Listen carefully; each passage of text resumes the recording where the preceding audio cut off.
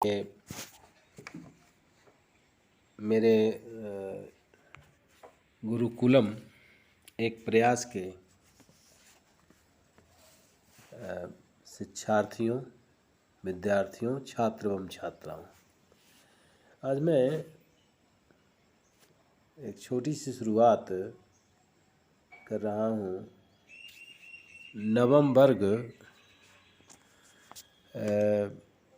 की जो कहानी है, हिंदी में कहानी का प्लॉट, उसी के बारे में मैं चर्चा कर रहा हूँ। कहानी बड़ा ही इंटरेस्टिंग है, बड़ा ही रुचिकर है और उससे एक बहुत बड़ी सीख मिलती है। तो चलिए बिना देर के हुए अब इस कहानी के बारे में जाने। कहानी का प्लॉट, ये कहानीकार हैं इसके शिवपूजन साय। शिवपूजन साय का संक्षिप्त परिचय पहले। इनका जन्म हुआ था 1893 उनवास बक्सर जिला में हुआ था, जो बिहार में है। इनके बचपन का नाम था भोलानाथ। 10वीं पास करके ये बनारस की अदालत में नकल नवीस की नौकरी की। बाद में ये अध्यापक बने और उसके बाद गांधी जी के असहयोग आंदोलन में जेल चले गए। नौकरी से त्यागपत्र दे दिया और फिर कई पत्र पत्रिकाओं के ये संपादन में लग गए, संपादक बन गए कई पत्र पत्रिकाओं के। ऐसे इनका एक मात्र प्रसिद्ध उपन्यास था देहाती दुनिया, बड़ा ही प्रसिद्ध हुआ और जिसमें गांव देहात का वर्णन है, पूर्णतः देहाती चाल चलन का उसमें वर्णन है और बड़ा ही रुचिकर उपन्यास है। और इन्होंने अनेक कहानी लिखी, जिसमें मुंडमाल एक बड़ा ही मार्मिक कहानी है। 1963 में इनकी मृत्यु हो गई। इस कहानी में कहानीकार ने नारी का स्थान निर्धारित किया है। खास करके नारी के स्थान निर्धारण करने में तिलक दहेज के बारे में इन्होंने चर्चा किया है और माना है कि नारी के उत्थान में तिलक दहेज जो निर्मम प्रथा है हमारे समाज में, ये उत्थान में बहुत बड़ा बाधक है। आज इसी के कारण बहुत सी कुरीतियाँ हमारे समाज में, हमारे बेटियों के साथ, बहुओं के साथ हो रही हैं। पता नहीं समाज कहाँ सोया हुआ है। कुछ भी नहीं, जो हो रहा है हो रहा है। अब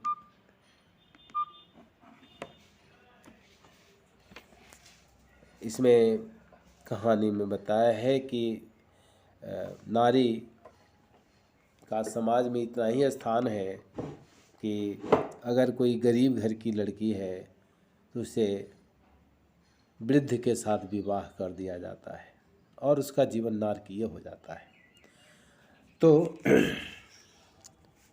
अब इस कहानी की शुरुआत हम करें और कहानी के शुरुआत में बड़ा बेजोड़ शुरुआत किया है लेखक ने कि भाई मैं कहानी का लेखक नहीं हूँ, कहानी लिखने जो प्रतिभा भी मुझ में नहीं है और कहानी लेखक के लिए कला मर्मज्ञ होना चाहिए, लेकिन मैं तो साधारण कलाविद भी नहीं हूँ। लेकिन खैर किसी तरह से प्लॉट पा गया और इसी प्लॉट पर मैं अपनी भड़कीली इमारत खड़ा करना चाह रहा हूँ। ऐसा इसलिए कहानीकार ने कहा है कि हालांकि अपने ज़माने के बहुत ही प्रसिद्ध कहानीकारों में, उपन्यासकारों में इनका स्थान आता है, शिवपूजन साय जी का, लेकिन इन्होंने बड़ी ही विनम्रता से ये स्वीकार किया है कि मैं कोई कहानी लेखक नहीं। इसलिए कि जो बड़े लोग होते हैं, जो महान लोग होते हैं, जिनमें योग्यता होती है, जो समाज में अपना स्थान बना चुके होते हैं, वे कभी डींग नहीं हाँकते। यही इस कहानी में लेखक अपना अपना विचार रखा है। तो चलिए, इसके बाद लेखक कहानीकार का कहना है कि मेरे गांव के पास एक छोटा सा गांव है और जिसका नाम बड़ा ही गवारू है, बड़ा बहुत बेकार नाम है। और वहाँ एक बूढ़े मुंशी जी रहते थे जो अब इस संसार में नहीं है। उसका नाम भी विचित्र था, अनाम अनमिल आखर अर्थ न जापू, और इसलिए साहित्यिकों के सामने बताने से हिचकता था। खैर, कोई बात नहीं।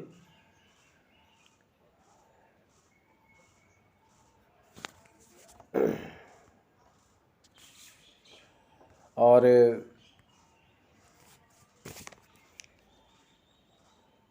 ये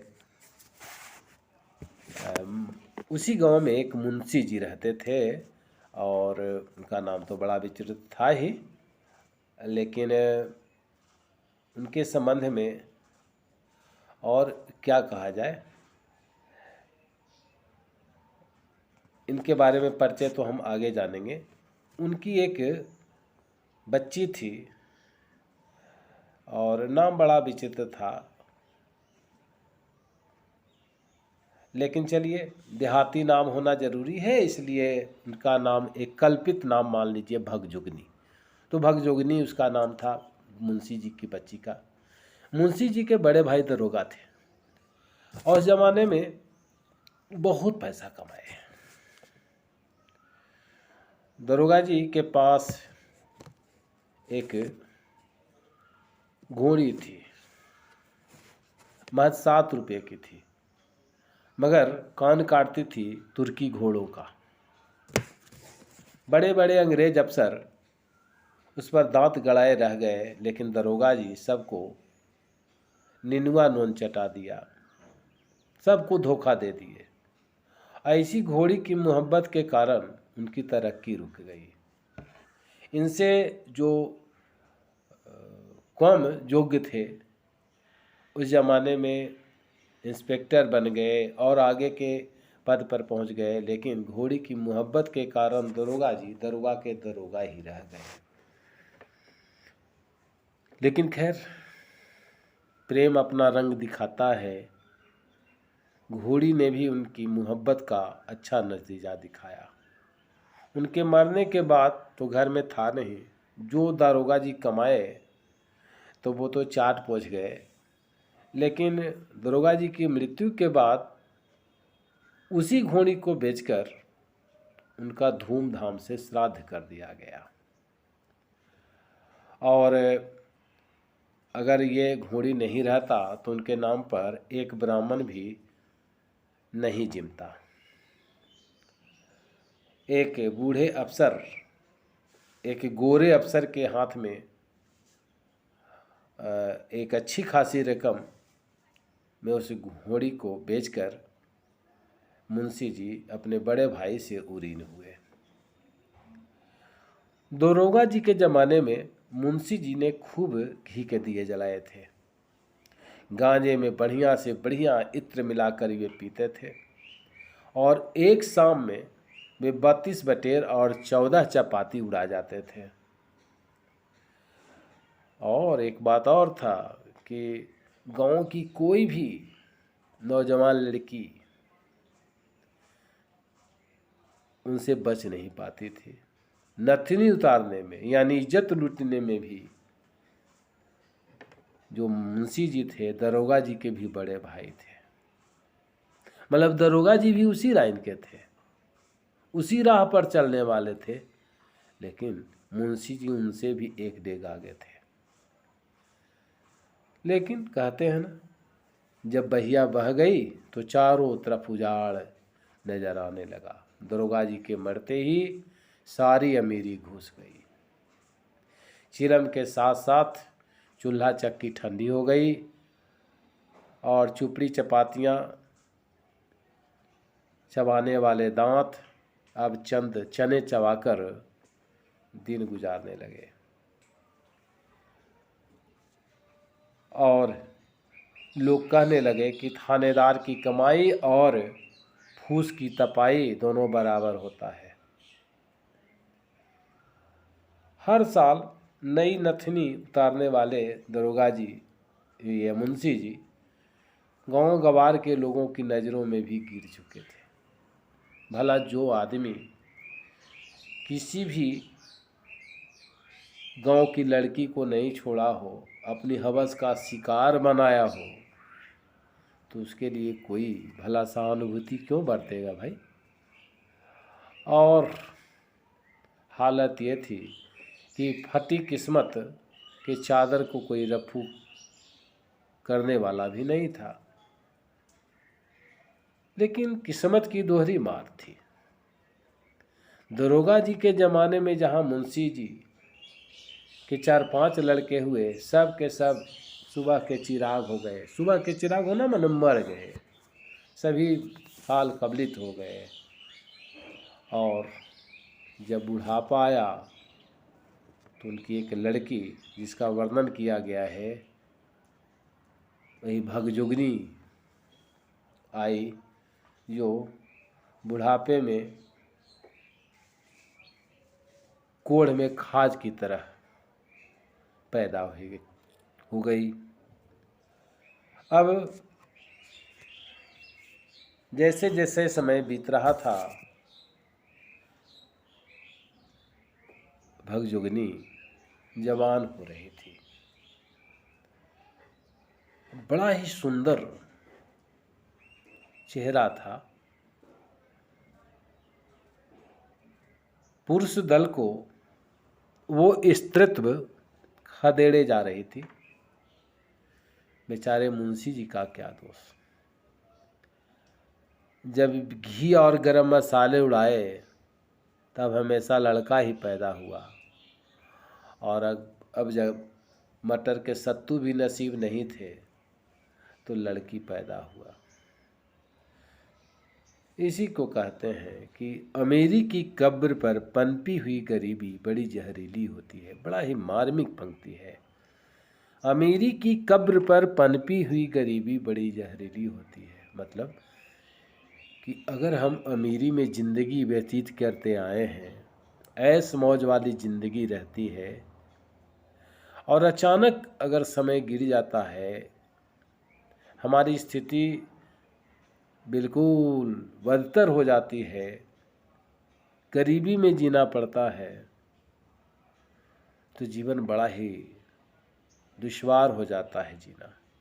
इसीलिए कहा गया है कि अमीरी की कब्र पर पनपी हुई गरीबी बड़ी जहरीली होती है। भगजोगनी चूँकि मुंशी जी के गरीबी में पैदा हुई थी, जन्मते ही माँ के दूध से वंचित हो गई, टूअर हो गई, और अब कुछ बड़ी होने के बाद बेचारी पेट भरने के लिए आस पास में चली जाती। लोग खाते रहते तो देख करके कुछ दे देते, फेंक देते इसकी ओर, जैसे कुत्तों की ओर फेंक दिया जाता है, चलो भाई दे दिए। बेचारी उस उम्र में कमर में सिर्फ एक पतला सा चिथड़ा लपेटे हुए बड़ी मुश्किल से लज्जा ढकने में समर्थ हो रही थी, और वो भगजोगनी किसी तरह से जीवन गुजार रही थी। बड़ी बड़ी आँखें, एक अजीब ढंग की करुण कातर चितवन थी उसके चेहरे पर। दरिद्रता राक्षसी ने सुंदरता सुकुमारी का गला घोंट दिया था। कहते हैं प्रकृति सुंदरता के लिए कृत्रिम श्रृंगार की जरूरत नहीं होती है। जो प्राकृतिक सुंदरता मिली है तो बाहर से एस्नो पाउडर या क्रीम लगाने से क्या फायदा। और इसी तरह से समय बीतता गया। मुंशी जी अपनी बच्ची के विवाह के लिए दर दर भटकने लगे, लोगों से दुखड़ा सुनाने लगे।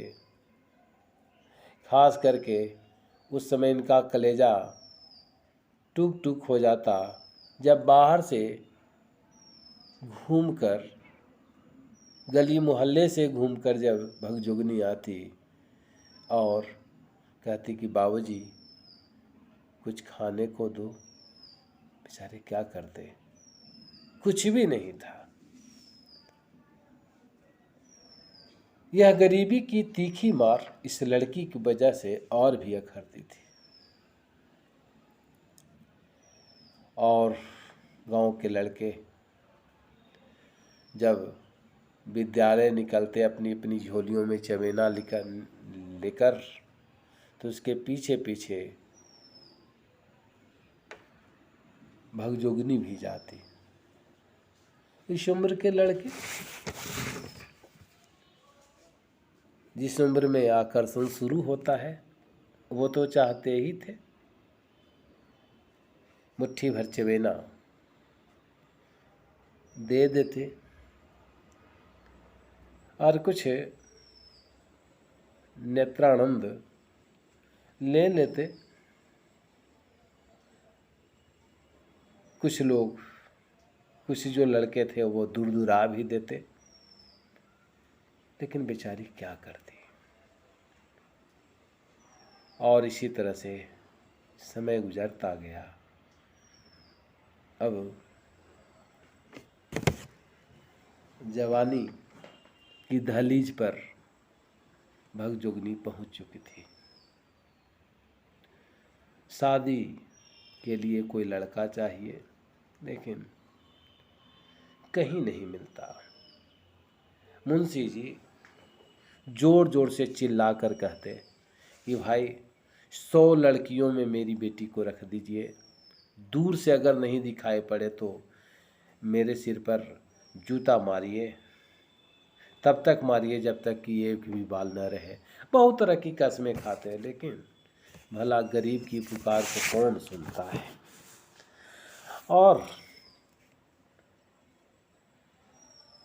वो उम्र आ गया था जब मोतियाबिंद, गठिया, दम्मा सब सवार हो गया था मुंशी जी के शरीर में। ऊपर से पछतावे के आंसू निकल रहे थे, और इस पछतावे के आंसुओं में ईश्वर को पिलाने का दम नहीं था। लोगों का भी कोई रब नहीं था। अंत में 15-16 साल की भगजुगनी को 41-42 साल का एक लड़का मिला। किसी तरह से अपनी राज कोकिला को शादी करके विदा की, लेकिन किस्मत को कुछ और बना था। कुछ दिनों के बाद वो बूढ़ा पति भी चल बसा और भगजुगनी विधवा हो गई। लाचार होकर आज वह पूर्ण युवती है, उसका शरीर भरा पूरा और फूला फला है, लेकिन उसके सौंदर्य को पान करने वाला उसका ही एक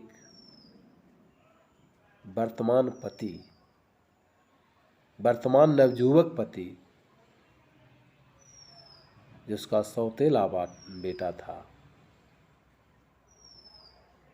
उसका ही पत्नी बनकर वह अपने दुर्भाग्य को स्वीकार करती है। अर्थात उसका दूसरा पति उसका सौतेला बेटा है। यही है नारी की गति, यही नारी की नियति है। तो ये कहानी है, बड़ा ही कैसा लगा ये कहानी।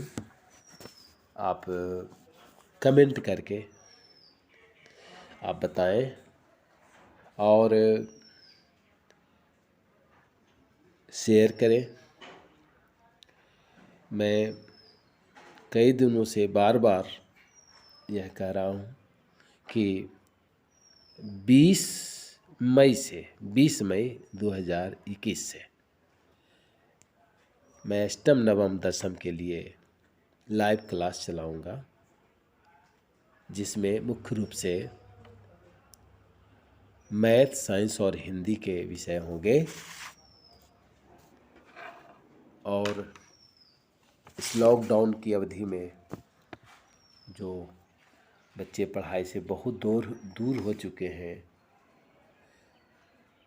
आशा करता हूँ कि वे मेरे इस लाइव क्लास में भाग लेकर लाभान्वित होंगे और उन्हें वैसा ही एहसास होगा जैसा स्कूल में पढ़ते वक्त होता है। तो आप अधिक से अधिक अपने दोस्तों के बीच शेयर करें। आपका शेयर करना, आपका लाइक करना, सब्सक्राइब करना, हमें ऐसा लगेगा कि हम आपके काम के चीज़ हैं। और इस तरह से आप देखिए, हमें मौका दीजिए, हम आपको कितना बढ़ा पाते हैं। हमारा निर्देश, आपका परिश्रम रंग लाएगा और उम्मीद करता हूँ कि आप जीवन में सफल होंगे। खास करके बिहार बोर्ड के विद्यार्थियों के लिए अष्टम, नवम और दशम वर्ग, याद रखिए, अष्टम, नवम, दशम वर्ग के लिए 20 मई से गुरुकुलम एक प्रयास एक चैनल है, आगे चलकर इसका लिंक मैं शेयर कर दूंगा। लेकिन अभी इसी प्रतिदिन जो मैं दे रहा हूँ अपना कोई न कोई वक्तव्य, कोई कहानी, कभी कुछ, तो इसलिए आप इसको शेयर करें, आप अपने दोस्तों के बीच शेयर करें, खूब शेयर करें, लाइक करें, कमेंट करें, सब्सक्राइब करें। तो आगे मैं अच्छे ढंग से आपको आपके उज्जवल भविष्य के लिए प्रयासरत रहूँगा। इन्हीं शब्दों के साथ पुनः अगले दिन मैं मिलूँगा। जय जगत, जय हिंद।